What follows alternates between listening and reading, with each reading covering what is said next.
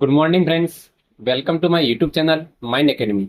आज दोस्तों अपन एक कंप्यूटर के इंपॉर्टेंट टॉपिक के बारे में बात करने वाले, वो है आपका मेमोरी। आज तक आरपीएससी और आरसीएसएम बोर्ड के द्वारा जितने भी क्वेश्चन पूछे गए उनकी डिटेल में चर्चा करेंगे। इस टॉपिक से आपके पटवारी है, वीडियो है और बहुत सारे एग्जाम है, इसमें आपके क्वेश्चन बनने वाला है। तो अपन आज बात करेंगे इसमें। थोड़ा सा देख लो, स्टार्टिंग में इसमें लिखा है कि प्राथमिक जो मेमोरी होती है जिसमें आपके रैम है, रोम आता है। सेकेंडरी मेमोरी में जैसे कि फ्लॉपी डिस्क है, सीडी है, डीवीडी है, आपकी पेन ड्राइव से वगैरह सब इसमें सेकेंडरी मेमोरी में आते हैं। अपन स्टार्ट करते हैं पहले क्वेश्चन के साथ में कि कंप्यूटर के जिस भाग में डेटा या प्रोग्राम को रखा जाता है उसे बच्चों क्या कहते हैं, उसको अपन क्या कहते हैं, मेमोरी कहते हैं। इस बात का आपको ध्यान रखना है। जब प्रोसेसर प्रोग्राम और डेटा को यूज कर रहा है तब उसे मेन मेमोरी में रखा जाता है। यानी कि जो मेमोरी आपकी मेन मेमोरी होती है इसमें रखा जाता है। मेन मेमोरी के अंतर्गत एक तो रैम आता है, एक रोम आता है। जब कंप्यूटर पर कार्य हो रहा होता है तो प्रोग्राम तथा डाटा को कंप्यूटर मेन मेमोरी में लोड कर लेता है तथा उस पर कार्य करता है। जब डेटा को सेव करते हैं तब वह सेकेंडरी मेमोरी में स्थायी रूप से सेव हो जाता है। अब देखो, कंप्यूटर के अंदर एक तो अपने प्राथमिक मेमोरी होती है, एक द्वितीयक मेमोरी होती है, मतलब अपने प्राइमरी मेमोरी और सेकेंडरी मेमोरी। अब देखो बच्चों, आप यदि आप है ना अपने फ्रेंड्स वगैरह बोलते होंगे कि मेरा जो मोबाइल है वो बच्चों कितना है, 4 GB और 128 GB ऐसे बोलते हैं ना, 4 128। तो बच्चों 4 GB आपके क्या है, रैम है, और 128 GB आपके रोम के रूप में काम करती है। इस बात को थोड़ा ध्यान रखो, ठीक है ना। ये गलती कभी नहीं होनी चाहिए। अब देखो, यहाँ पे देखते हैं अपन मेमोरी। एक होती है अपने मुख्य मेमोरी, एक होती है सहायक मेमोरी। तो मुख्य मेमोरी में क्या आती है, रैम आती है और रोम आती है। सहायक मेमोरी जैसे फ्लॉपी मेमोरी है, यानी फ्लॉपी डिस्क के रूप में हार्ड डिस्क है, कॉम्पैक्ट डिस्क है, चुंबकीय टैप है, इसके बारे में बात करने वाले हैं, ठीक है। एक अपनी एसएसडी भी होती है। नेक्स्ट क्वेश्चन आपके सामने है कि किसे मुख्य भंडारण भी कहा जाता है। देखो बिल्कुल आसान सा क्वेश्चन पटवारी पूछा गया, किसे मुख्य भंडारण के रूप में भी जाना जाता है। तो मेमोरी है, नियंत्रण इकाई है, तो सीधी सी बात है, भंडारण किस में करेंगे, मेमोरी के अंदर करेंगे। अब देखो, कंप्यूटर स्मृति या मेमोरी का कार्य किसी भी निर्देश या सूचना था अथवा परिणाम को संचित करके रखना होता है। कंप्यूटर के सीपीयू में होने वाली समस्त क्रियाएं सर्वप्रथम स्मृति में जाती है, यानी कि कहाँ जाती है, मेमोरी में जाती है। यह एक प्रकार से कंप्यूटर का संग्रहशाला या मुख्य भंडारण के रूप में काम करता है। कौन बच्चों, मेमोरी। नेक्स्ट क्वेश्चन आपके सामने है, निम्नलिखित में से कौन सा operating system function printer, keyboard और माउस माउस को मैनेज करता है। यानी कि ऐसा कौन सा ऑपरेटिंग सिस्टम फंक्शन है जो प्रिंटर है, कीबोर्ड है, माउस को मैनेज करता है। तो पहला ऑप्शन आपके सामने है मेमोरी मैनेजमेंट। दूसरा ऑप्शन है इनपुट आउटपुट मैनेजमेंट। जैसे कि आप कीबोर्ड का यूज कर रहे हो तो वो इनपुट डिवाइस है, कुछ आपके आउटपुट डिवाइस भी होते हैं बच्चों, ठीक है। सेकेंड ऑप्शन है आपका फाइल एंड डिस्क मैनेजमेंट। और इस फोर्थ ऑप्शन है आपका प्रोसेस मैनेजमेंट। तो बच्चों इसका आंसर क्या हो जाएगा, आपके सामने है। अभी जो मैंने साथ साथ में वो बोल दिया था, इनपुट और आउटपुट मैनेजमेंट, ठीक है ना। तो ये आपका आंसर हो जाएगा, ठीक है। तो ये मैंने बता दिया था, लेकिन तो भी आपको सेकंड ऑप्शन में मैं लेके गया एक बार दोबारा। अब देखो, कौन सी सबसे महंगी मेमोरी है इसमें से बताओ। सबसे महंगी मेमोरी की बात की जा रही है, हार्ड डिस्क, सीडी, डीवीडी या कैश मेमोरी। ये बच्चों कैसे नहीं होता, कैश मेमोरी होती, क्या होती, कैश मेमोरी। तो इसका राइट आंसर आपकी क्या हो जाएगा, कैश मेमोरी हो जाएगा। अब देखो, व्याख्या देखते हैं। इसमें देखो सबसे अपने सबसे हाई स्पीड होती है वो बच्चों किसकी होती है, बताओ मेरे को। तो बच्चों जो हाई स्पीड आपकी होती है वो सबसे अपने जो रजिस्टर मेमोरी होती है उसकी सबसे ज्यादा हाई स्पीड होती है। इसके बाद में कैश मेमोरी की, इसके बाद में रैम है, रोम की, फिर अपने फ्लैश है, यूएसबी जो मेमोरी होती है उसकी, हार्ड डिस्क है और मैग्नेटिक टैप है। तो बच्चों सबसे जो फास्ट जो होती है, देखो यहाँ पे लिखा है सबसे तेज एवं प्रति यूनिट सबसे महंगा। तो बच्चों क्या हो जाएगी, अब देखो यहाँ पर इसने रजिस्टर मेमोरी नहीं लिखी, अन्यथा सबसे महंगी कौन सी हो जाती है, आपकी रजिस्टर मेमोरी हो जाती है। अर्थात अब ऑप्शन में नहीं है तो अपन कैश मेमोरी के साथ में जाएंगे। तो सबसे तेज कौन सी है, आपको ध्यान रखना है, रजिस्टर जो आपकी रजिस्टर मेमोरी। सेकंड आपके कैश मेमोरी हो जाएगा, ठीक है बच्चों। नेक्स्ट क्वेश्चन है आपके सामने कि निम्नलिखित विकल्पों में से कौन सा भंडारण उपकरणों से उनकी भंडारण क्षमता के संदर्भ में सही क्रम का निरूपण करता है। तो बच्चों कह रहा है कि निम्नलिखित में से ऐसा कौन सा है जो भंडारण उपकरणों की उनकी भंडारण क्षमता के संदर्भ में सही क्रम का निरूपण करता है। तो बच्चों ये कह रहा है कैश मेमोरी, प्राथमिक मेमोरी और द्वितीयक मेमोरी। तो बच्चों देखो, द्वितीयक मेमोरी में जैसे कि अपने हार्ड डिस्क वगैरह आती है तो सबसे ज्यादा इनकी क्षमता होती है, ठीक है। दूसरा अपना ऑप्शन क्या है, आपकी प्राथमिक मेमोरी होती है, इसके बाद में कैश मेमोरी होती है। मतलब कैश मेमोरी अपने कितनी होती है बताए, आप यदि देखोगे ना लैपटॉप्स वगैरह में तो 5 MB की कैश मेमोरी होती है, 2 MB की कैश मेमोरी होती है, ठीक है ना। तो आपका पहला ऑप्शन क्या हो जाएगा बच्चों, आपके राइट हो जाएगा, ठीक है।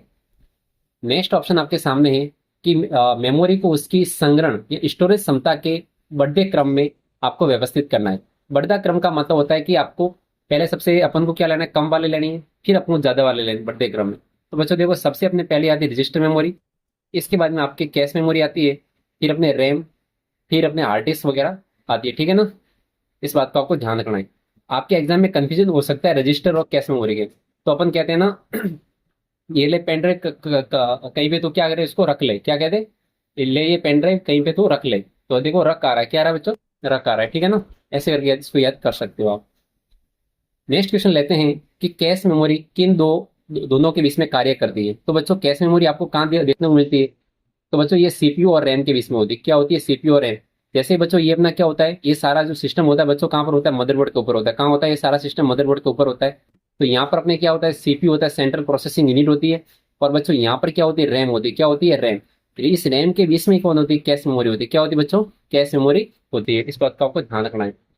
गति भेद को समायोजित करने के लिए, गति भेद होता है, इसको समायोजित करने के लिए प्रयुक्त जो होता है बफर होता है, इसको क्या कहते हैं, कैश कहते हैं।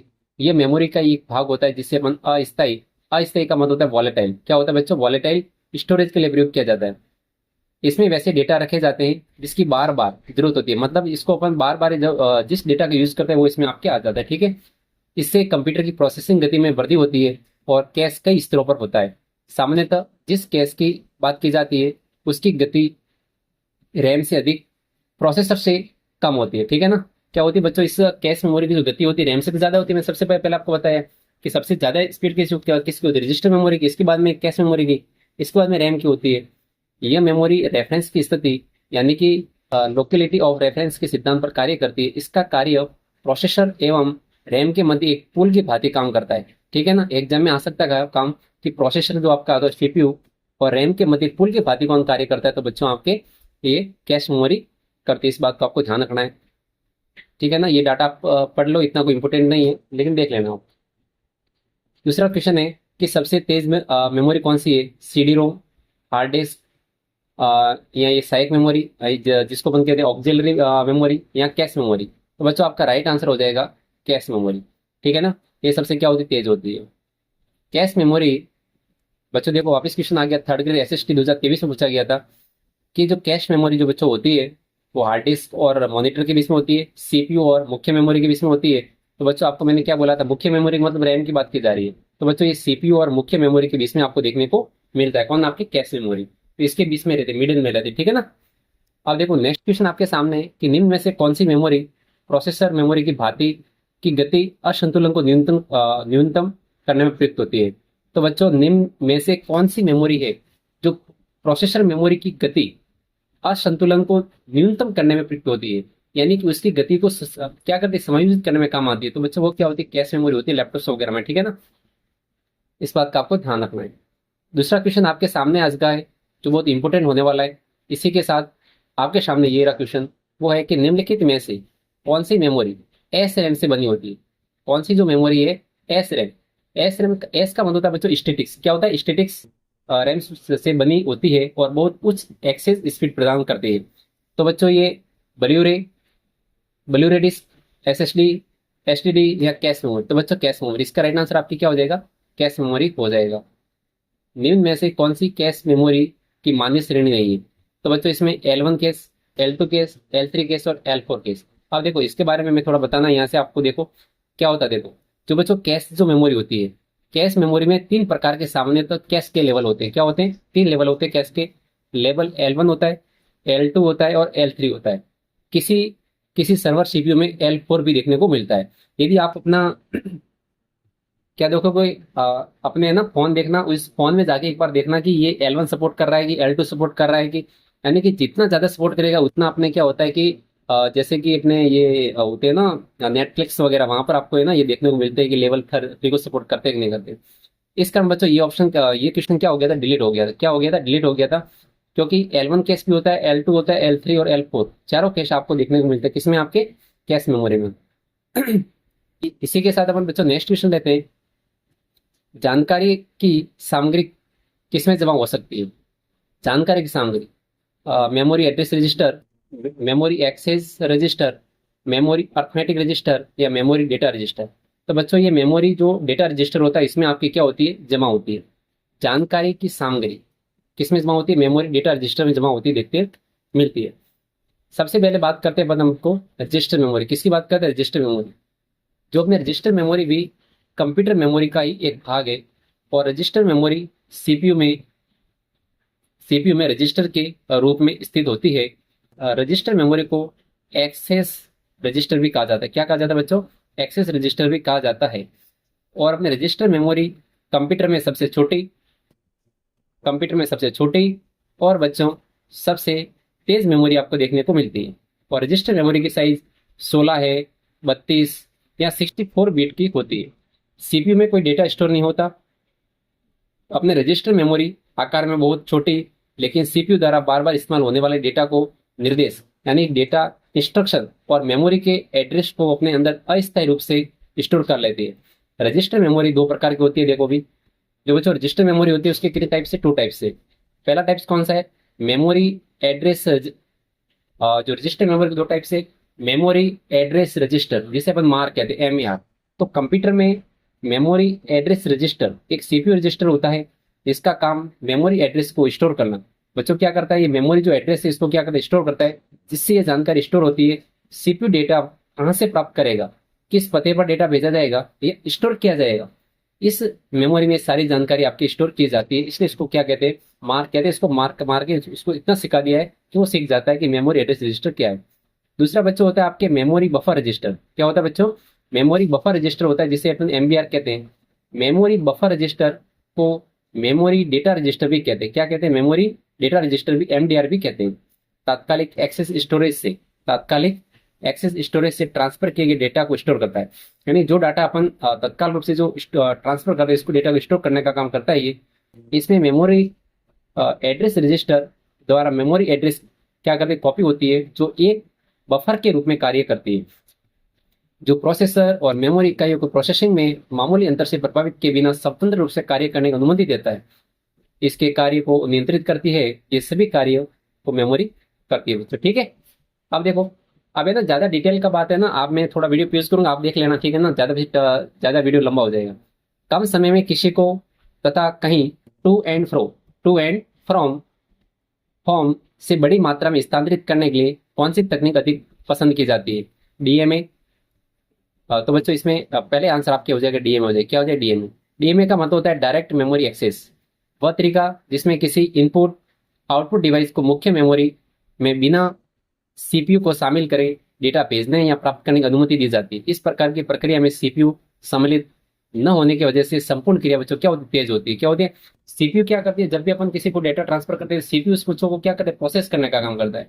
इस कारण क्या होता है कि जब सीपीयू शामिल नहीं होगा डीएमए में, डायरेक्ट मेमोरी एक्सेस होता है, तो वो अपने क्या होता है? फास्ट प्रोसेस होता है। ठीक है, नेक्स्ट क्वेश्चन आपके सामने है कि मेमोरी में कार्यक्रम प्रोग्राम के प्रत्येक निर्देश के लिए सीपीयू से जाता है। यानी कि मेमोरी में कार्यक्रम में प्रोग्राम के प्रत्येक निर्देश के लिए सीपीयू से जाता है। तो बच्चों इसका आंसर हो जाएगा फेच, डिकोड, एग्जीक्यूट, सीक्वेंस। ठीक है ना? ये आपका थर्ड ऑप्शन राइट हो जाएगा, फेच, डिकोड, एग्जीक्यूट, सीक्वेंस रूप में। ठीक है, इंस्ट्रक्शन साइकिल जिसे अपन क्या कहते हैं? फेच, डिकोड, एग्जीक्यूट साइकिल कहा जाता है, किसी भी कंप्यूटर की मूल कार्य प्रक्रिया होती है। ठीक है बच्चों, सबसे पहले क्या होगा? एक प्रोसेस होता है, प्रक्रिया होती है। इसमें क्या होता है? इतना बड़ा आपके क्वेश्चन नहीं आएगा, ये रीड वगैरह फोर्थ ग्रेड में क्वेश्चन नहीं आते। सबसे पहले फेच होगा, फिर डिकोड होगा, फिर एग्जीक्यूट होगा, फिर सीक्वेंस। तो ये बच्चों आपकी एग्जीक्यूट जो सीक्वेंस होता है, मतलब एक सीक्वेंस में मतलब 3 प्रोसेस चलता है, फेच, डिकोड और एग्जीक्यूट सीक्वेंस। तीनों प्रोसेस होते हैं, जिसे अपन कैसे कह सकते हैं? एफडीई। क्या कहते हैं? एफडीई। जैसे बैंक में एफडी करवाई तो एक प्रोसेस चलती है, तो इसको आप याद कर सकते हो एफडीई करके। इस प्रक्रिया में कंप्यूटर मेमोरी से प्रोग्राम को निर्देश या ग्रहण करती है, मतलब फेच करती है। उस निर्देश को पढ़ना, मतलब इसको क्या कहते हैं? डिकोड करती है। फिर निर्देशों के अनुसार आवश्यक प्रक्रिया पूरी करती है, एग्जीक्यूट करती है। अब देखो बच्चों, सबसे कम मेमोरी साइज कौन सी होती है? टेराबाइट, गीगाबाइट, किलोबाइट या मेगाबाइट? बच्चों देखो, इसका राइट आंसर आपकी क्या हो जाएगा? किलोबाइट हो जाएगा। क्या हो जाएगा? किलोबाइट। देखो कैसे? किलोबाइट को अपन क्या बोलते हैं? केबी बोलते हैं। क्या बोलते बच्चों? केबी बोलते हैं। मेमोरी की अ, छोटी इकाई है। किलोबाइट आपके क्या? मेमोरी की छोटी इकाई है। देखो अब अपन देखते हैं 1 केबी। एक जो केबी होती है 1 केबी जो होती है वो बच्चों आपकी 1024 बाइट के बराबर होती है। क्या होती है? 1024 बाइट के बराबर होती है। अपन जब बच्चों बोलते हैं ना अपने घर पे कि मेरे तो 1 MB, तो बच्चों 1 MB का मतलब होता है आपके 1024 KB। 1 MB देखो यहाँ पर इसने लिखा है मेगाबाइट। तो बच्चों इस 1 MB जो होती है वो आपकी 1 MB किसके बराबर होती है? 1024 KB के बराबर होती है। किसके बराबर होती है? 1024 KB। और जब अपन बच्चों घर में बोलते हैं जीबी, क्या बोलते हैं? GB, gigabyte. इस जीबी का मतलब होता है 1 GB के अंदर आपकी 1024 क्या होते हैं? आपके MB होते हैं। इस बात को आपको बच्चों थोड़ा ध्यान रखना है। ठीक है, इसने क्या लिखा है? मेमोरी की एक इकाई जो 230 बाइट के बराबर होती है। बच्चों ये आपको याद करने की कोई जरूरत नहीं है, कुछ भी याद मत करो। टेराबाइट याद रखो, टीबी। इस टेराबाइट टीबी का मतलब होता है 1024 MB होता है, ठीक है ना? नहीं, 1024 GB होता है टीबी में। अब देखो इसने लिखा है कि कंप्यूटर के संबंध में निम्नलिखित में से कौन सा सही है? 1 KB आपके 1024, देखो बच्चों 1022 कभी नहीं होता, 1024 होता है, इसलिए पहला ऑप्शन आपके क्या हो गया? गलत हो गया ये तो। ठीक है, चलो नेक्स्ट ऑप्शन देखते हैं हम। थोड़ा वेट कीजिए बच्चों। देखो 1 KB, एग्जाम में एक बात ध्यान रखना, चाहे कुछ भी आ जाए, इसका जो चाहे KB हो, MB हो, GB हो, चाहे भी कोई भी हो, कैसा भी हो, ठीक है ना? तो आपको 1024 ही सीक्वेंस आएगा, दूसरा कुछ भी आपको याद नहीं करना है। जो 1024 वाला दिखे वो राइट होता है। कौन सा सर्वाधिक मेमोरी के साइज को दर्शाता है? तो बच्चों देखो टेराबाइट, गीगाबाइट। देखो गीगाबाइट का मतलब जीबी होता है बच्चों, मेगाबाइट मतलब MB होता है, किलोबाइट मतलब KB होता है। तो सबसे बच्चों बड़ा बड़ा होता है टेराबाइट, TB। बच्चों 1 TB के अंदर आपकी 1024 GB होता है इसका, ठीक है। नेक्स्ट क्वेश्चन आपके सामने है कि वर्चुअल मेमोरी से क्या होती है? वर्चुअल मेमोरी क्या होती है? ये है ना, अभी जो अभी हाल फिलहाल में जो बच्चों अपने क्या प्रचलन आया है मोबाइल के अंदर, क्या प्रचलन आया है? 6+6, क्या कहते हैं? मेरे फोन के अंदर 12 GB है, ऐसे नहीं बोलते वो बच्चों 6 GB होती है, लेकिन वो 6 GB आपके एक्स्ट्रा होती है, वो वर्चुअल होती है, वर्चुअल मेमोरी। अब क्या कह रहा है कि मेमोरी मैनेजमेंट टेक्निक जिसमें प्रोग्राम को विभिन्न टुकड़ों में विभाजित कर दिया जाता है। तो आपका पहले ऑप्शन बच्चों क्या हो जाता है? राइट हो जाता है कि मेमोरी मैनेजमेंट टेक्निक जिसमें प्रोग्राम को विभिन्न टुकड़ों में विभाजित कर दिया जाता है, वर्चुअल मेमोरी कहलाती है।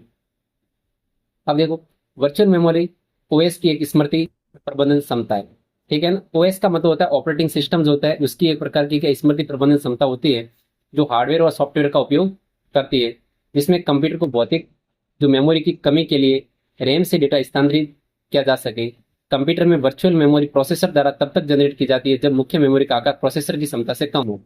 यानी कि बच्चों आपके पास में जैसे कि आपका मोबाइल जैसे 64 GB का है, ठीक है, और आपकी रैम 4 GB है, तो इसमें अभी सिस्टम क्या बन गया कि 4 GB एक्स्ट्रा ले सकते हो, वो आपके 4 GB आपकी स्टोरेज में से क्या हो जाती है? कम हो जाती है। तो बच्चों वही आपके वर्चुअल मेमोरी होती है, ठीक है ना? नेक्स्ट क्वेश्चन आपका है कि मेमोरी और स्टोरेज में अंतर होता है। मेमोरी होती है और स्टोरेज। अब देखो ये क्या कह रहा है कि बच्चों मेमोरी जो होती है वो टेम्परेरी होती है। मेमोरी क्या होती है? टेम्परेरी होती है, लेकिन स्टोरेज क्या होता है बच्चों? परमानेंट होता है। स्टोरेज आपकी क्या होता है? परमानेंट होता है। मेमोरी रैम होती है बच्चों, जो मेमोरी होती है रैम होती है जो कि अस्थायी होती है। क्या होती है बच्चों? रैम क्या होती है? अस्थायी होती है। रैम का फुल फॉर्म होता है रैंडम एक्सेस मेमोरी। तो बच्चों ये ओनली फॉर एक्सेस करने में काम आती है, कोई भी चीज को, जैसे कि आपके प्रोग्राम को किसी को एक्सेस करना है तो इसमें काम आती है। इस कारण बच्चों रैम आपकी क्या होती है? अस्थायी होती है, जबकि स्टोरेज क्या होती है? कंज्यूमर की भंडारण क्षमता होती है, जो क्या होती है? स्थायी होती है। क्या होती है बच्चों? स्थायी होती है। यानी कि अपन स्थायी मेमोरी के रूप में बात करते हैं तो बच्चों क्या होता है? रोम होता है। क्या होता है? आपके रोम आपको देखने को मिलता है, ठीक है ना? ऐसे अगर अब देखो कौन प्राथमिक स्मृति है, यानी कौन सी प्राइमरी है? RAM, CD-ROM, hard disk, pen drive. तो बच्चों रैम हो जाएगा। रैम आपकी क्या हो जाएगी? प्राइमरी मेमोरी हो जाएगी। अब देखो प्राइमरी स्टोरेज यूनिट को अपन प्राइमरी मेमोरी, यहाँ बच्चों मुख्य मेमोरी कहा जाता है, ये इंटरनल स्टोरेज भी कहते हैं। प्राथमिक मेमोरी सीधे सेंट्रल प्रोसेसिंग यूनिट से संपर्क में रहता है और हर समय कंप्यूटर से जुड़ा रहता है। प्राथमिक मेमोरी की गति तीव्र होती है, लेकिन इसकी स्टोरेज क्षमता सीमित तथा कीमत बच्चों क्या होती है? अधिक होती है। यह सामान्यतः अस्थायी मेमोरी होती है। क्या होती है बच्चों? अस्थायी, जैसे रैम, रोम, कैश मेमोरी, ठीक है ना? अब देखो यहाँ पर बच्चों एक बात तो है कि रोम को यहाँ पे इसने अस्थायी मेमोरी के कैटेगरी में डाल दिया है, ठीक है ना? और इसकी भी बात करेंगे, आपके आपका ये डाउट भी क्लियर करने वाले, ठीक है ना? अब देखो निम्नलिखित में से वह कौन सी मेमोरी है जिसे डेटा प्रोसेसिंग के समय डेटा और संकेतों को संग्रहित करने के लिए CPU द्वारा प्रयोग किया जाता है? तो बच्चों वो हमेशा होती है प्राथमिक मेमोरी होती है। क्या होती है बच्चों? प्राइमरी मेमोरी के रूप में होती है। रोम के संदर्भ में निम्नलिखित में से क्या सही है? तो बच्चों रोम क्या होती है? इसकी फुल फॉर्म होती है read only memory. Read only memory होती है। देखो यहाँ पे रीड ऑनली मेमोरी, ठीक है ना? देखो बच्चों अभी जस्ट देखो यहाँ पर इसने क्या लिख दिया? अस्थायी मेमोरी लिख दिया। लेकिन ये जो आपकी जो अस्थायी मेमोरी की बात बच्चों ओनली फॉर इसने रैम की है, रोम की नहीं की थी। ठीक है, क्योंकि बच्चों ये तो पता है जनरली सबको कि रोम आपकी स्थायी मेमोरी होती है। क्या होती है आपकी स्थायी मेमोरी होती है। अब देखो, रोम होती है इसका मतलब होता है रीड ओनली मेमोरी, और ये स्थायी मेमोरी होती है यानी कि परमानेंट मेमोरी होती है। इसमें संग्रहित सूचना विद्युत सप्लाई के बिना भी बनी रहती है, इसमें परिवर्तन नहीं होता, इसमें परिवर्तन नहीं किया जा सकता। रोम कंप्यूटर और अन्य इलेक्ट्रॉनिक उपकरणों के उपयोग में की जाने वाली नॉन वोलेटाइल मेमोरी है। क्या बच्चों, आपके नॉन वोलेटाइल मेमोरी है, ठीक है ना। तो बच्चों जो रैम होती है, क्या होती है, रैम होती है वो बच्चों आपकी क्या होती है, वोलेटाइल होती है। रैम क्या होती है, वोलेटाइल होती है। और रोम आपके नॉन वोलेटाइल होती है, मतलब इसको परिवर्तित नहीं कर सकते। और रैम हमेशा परिवर्तित होती रहती है, इस कारण उसे वोलेटाइल मेमोरी कहते हैं, ठीक है ना। रोम में संग्रहित डेटा को केवल पढ़ा जा सकता है। ये एक फर्मवेयर जो सॉफ्टवेयर जो बारीकी से विशिष्ट हार्डवेयर से जुड़ा होता है। इसमें संग्रहित डेटा व सूचनाएं स्वयं नष्ट नहीं होती, उन्हें बदला भी नहीं जा सकता, क्योंकि इसकी अंतर वस्तु को रोम के निर्माण के समय ही इसमें लिख दिया जाता है। ठीक है, रोम में स्थायी प्रोग्राम व अन्य प्रकार का डाटा स्टोर किया जाता है, जिसकी आवश्यकता कंप्यूटर को यूजर प्रोग्राम को एग्जीक्यूट करते वक्त पड़ती है। अब बच्चों यदि ऐसा दे दिया जाए ना पूरा सिस्टम, कि जो आपके रोम के अंदर डाटा वो भी डिलीट कर दो, तो बच्चों आप है ना अपना मोबाइल 1 मिनट में खत्म कर दो, ठीक है ना। तो यही होता है कि इसके क्या करना, आप जो रैम का डाटा जो नहीं अपने रोम का डाटा होता है इसको डिलीट नहीं कर पाते हो, ठीक है ना, नहीं तो मोबाइल सीधा बंद, फिर जाओगे सीधे वहां पे। अब देखो यहाँ पर रोम के प्रकार है, जैसे ईपी रोम है, डबल ईपी रोम है, इसके भी अपन देखने वाला है। रोम का पूर्ण रूप क्या है, तो देख लिया आपने, रीड ओनली मेमोरी। बच्चों क्या होता है, रीड ओनली मेमोरी होता है। अब देखो यहाँ पर ऑप्शन में कहाँ पर रीड ओनली, ये रहा थर्ड ऑप्शन में, ये रहा रीड ओनली मेमोरी, ठीक है। मेमोरी ये अच्छा है, मेमोरी जो स्टैटिक, स्टैटिक मतलब स्टैटिक्स की बात कर रहा है, और गैर परिवर्तनशील यानी बच्चों नॉन वोलेटाइल दोनों है। रैम की बात की जा रही है, तो बच्चों रैम आपके रैंडम एक्सेस मेमोरी होती है, और रैम को आप आसानी से परिवर्तित कर सकते हो। तो बच्चों इसके लिए आपका क्या आएगा, रोम आएगा। क्या आएगा आपके, रोम आएगा, रीड ओनली मेमोरी। क्योंकि बच्चों आप इसको रीड कर सकते हो, जैसे कि अपने मोबाइल फोन को ओपन करके देख सकते हो आराम से। ऐसे नहीं है कि आपकी इच्छा हो तो सेटिंग अंदर से उड़ा दो, बच्चों सेटिंग नहीं उड़ा सकते इसको, ओनली आप रीड कर सकते हो, देख सकते हो इसका आराम से ऐसे, ठीक है ना। एक बार ना ट्राई करना अपने फोन से है ना सेटिंग उड़ाने का, कि भाई इसको मैं तो हटा देता हूँ, क्या कर देता हूँ, अनइंस्टॉल कर देता हूँ, वो बच्चों पॉसिबल नहीं होता है। इसी कारण रोम आपके क्या होती है, नॉन वोलेटाइल मेमोरी होती है, ठीक है ना। ये सारा डाटा आपके इसमें ऐड रहता है। नेक्स्ट क्वेश्चन है, जब कंप्यूटर की पावर बंद हो जाती है तो निम्न में से कौन सी डिवाइस या कंप्यूटर की सूचनाओं को संग्रहित कर सुरक्षित रखता है। तो बच्चों रोम होती है, क्या होती है, रोम। जैसे लाइट वगैरह गई, कुछ भी हुआ, आपका डाटा सेव रहता है, रोम के अंदर रहता है। रैम तो पैसा, जैसे लाइट गई सो जाते हैं, ठीक है, नींद में चला जाता है। इसी निर्माण के समय पर ही प्रोग्राम किया जाता है। तो बच्चों ये मेमोरी कौन सी होती है, जिसे बनाते समय पूरा डाटा इसमें डाल दिया जाता है। जब आप है ना इसको बच्चों रोम कहते हैं। आप है ना अपना जब भी क्या क्या करो, मोबाइल लाओ तो एक बार आप एक अपना थोड़ा सा काम करना।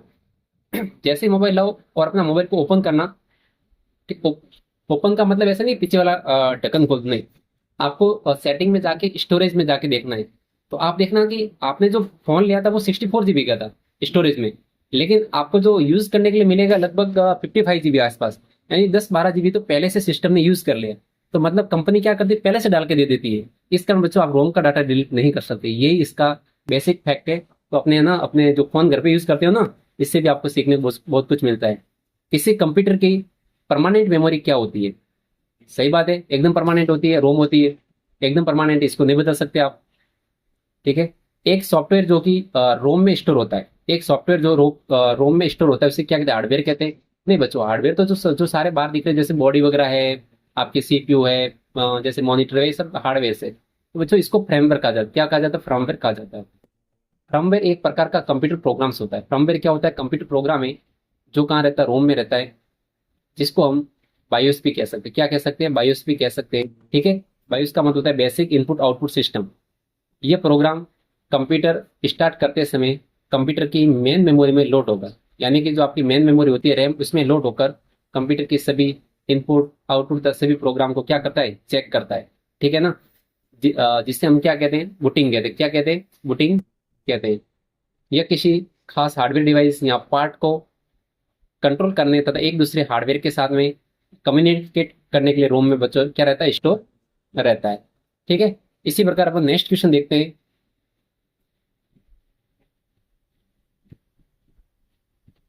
1 मिनट बच्चों वेट कीजिए। हाँ, इन विकल्पों में से असंगत को आपको सिलेक्ट करना है। इसमें असंगत को जैसे फर्मवेयर है, रोम है, हार्ड डिस्क है, मुख्य मेमोरी है, तो बच्चों फर्मवेयर हो जाएगा, क्योंकि बच्चों फर्मवेयर एक आपके प्रोग्राम से, रोम, हार्ड डिस्क, मुख्य मेमोरी ये सारे स्टोरेज के रूप में है। एक छोटा बूट स्टेप लोडर प्रोग्राम स्थित होता है।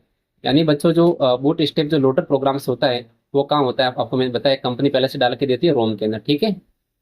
अब देखो, बूट स्टेप लोडर एक प्रोग्राम से जो मशीन के ईपी रोम, ईपी का मतलब होता है electronic programmable read only memory, E का मतलब होता है इलेक्ट्रॉनिकल होता है, पी का मतलब प्रोग्रामेबल होता है, ठीक है।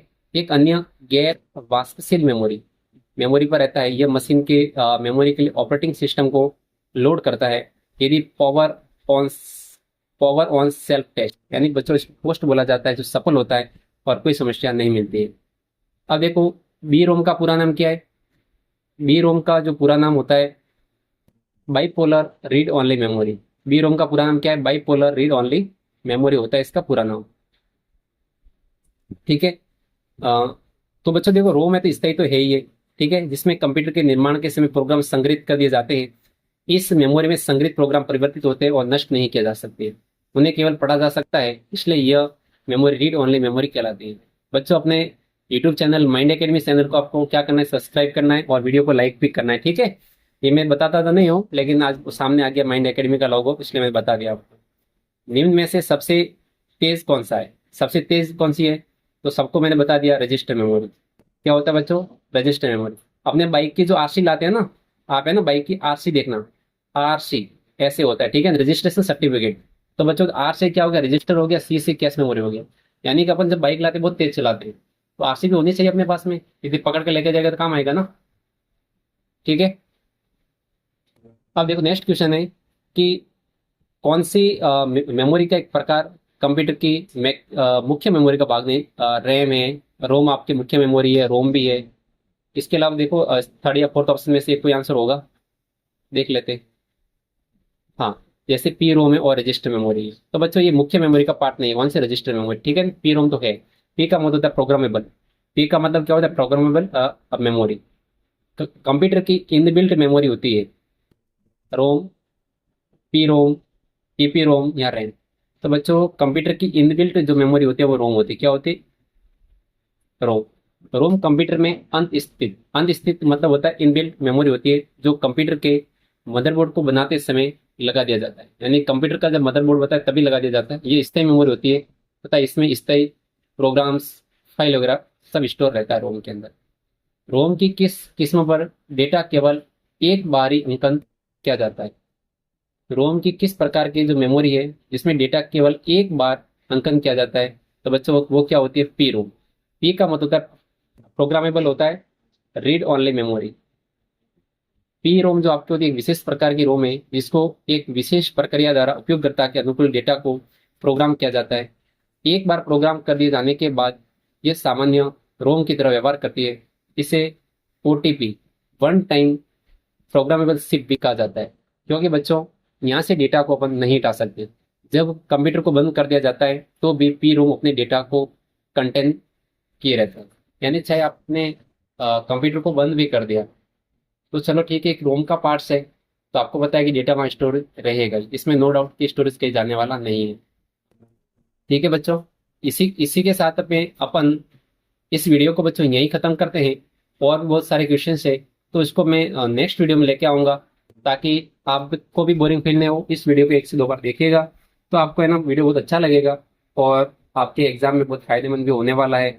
और अपने भाई के चैनल को सब्सक्राइब भी करना है, वीडियो को लाइक भी करना है और अपने फ्रेंड्स के साथ में शेयर भी करना है, क्योंकि बच्चों यहाँ से फोर्थ ग्रेड में क्वेश्चन बनेंगे। मैं कंप्यूटर के उन्हीं टॉपिक को लेके आ रहा हूँ जहाँ से क्वेश्चन बनते हैं, ठीक है ना। इसी के साथ अपन बच्चों इस वीडियो को यही खत्म करते हैं।